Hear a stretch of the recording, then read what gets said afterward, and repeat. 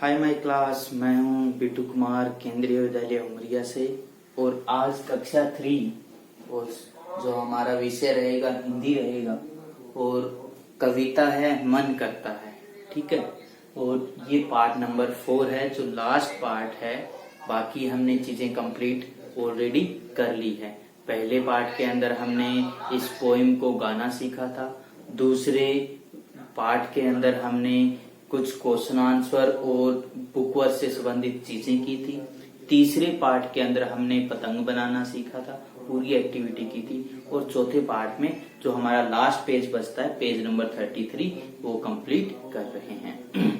तो इसमें सोचो और बताओ, इसमें कुछ ये क्वेश्चन दिए हुए हैं आपके बुक के अंदर।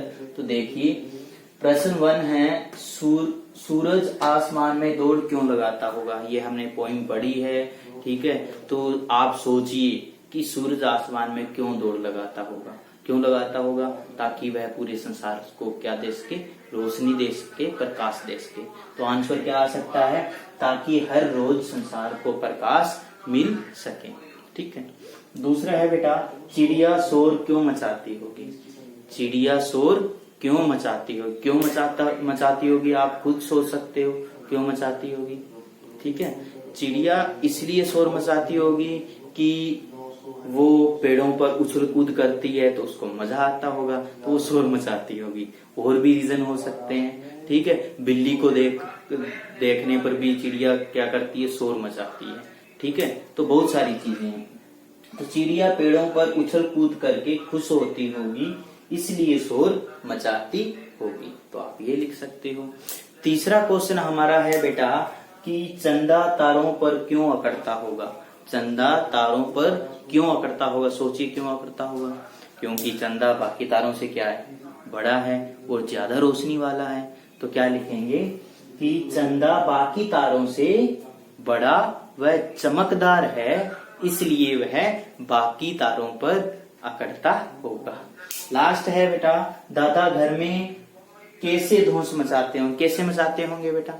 ठीक है, कि हमें बाहर निकलने या आने जाने पर रोक लगाकर, ठीक है, कि बाहर नहीं जाना, या फिर हम शरारत कर रहे हैं तो फिर रोक टोक करके, या फिर हम टीवी देख रहे हैं, ठीक है, ज्यादा शरारत कर रहे हैं, खेल रहे हैं सारे दिन, तो उन चीजों को रोककर घर में दादा क्या करते होंगे, धौंस मचाते होंगे।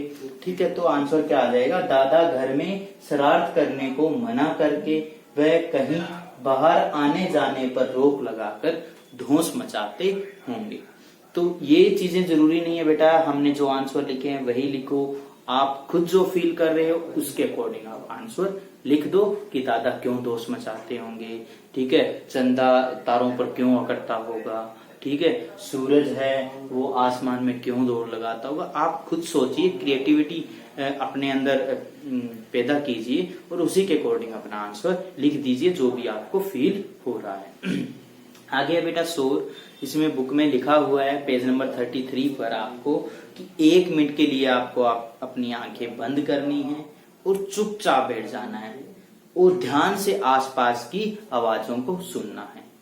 फिर 1 मिनट के बाद में धीरे से अपनी आईज ओपन करनी है और जिन जिन की भी आवाज आपने सुनी, मान लो कोई ट्रेन जा रही थी उसकी आवाज सुनी, या फिर चिड़िया के चहचहाने की आवाज सुनी, फैन के चलने की आवाज सुनी, या फिर बाहर जो कचरा वाला गाड़ी वाला आया उसकी आवाज सुनी, जिसकी भी आपने आवाज सुनी है जब आंखें बंद की थी और ध्यान लगाया था आपने, बिल्कुल चुप हो गए थे, किन किन चीजों की आवाज सुनी थी, घड़ी की अपनी टिक टिक की भी आवाज आपने सुनी है, तो वो सारी चीजें आपको नीचे लिखनी है।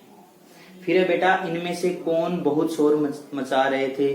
ठीक है, आपको एक पतंग दी गई है, उसमें लिखा भी गया है, पहली लिखी गई है, वो आप बता सकते हो आराम से।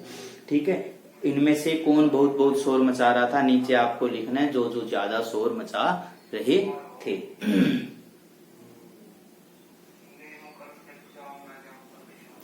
नीचे लिखी हुई है बेटा पहली, कागज का घोड़ा धागे की लगाम, छोड़ दो धागा तो कली सलाम।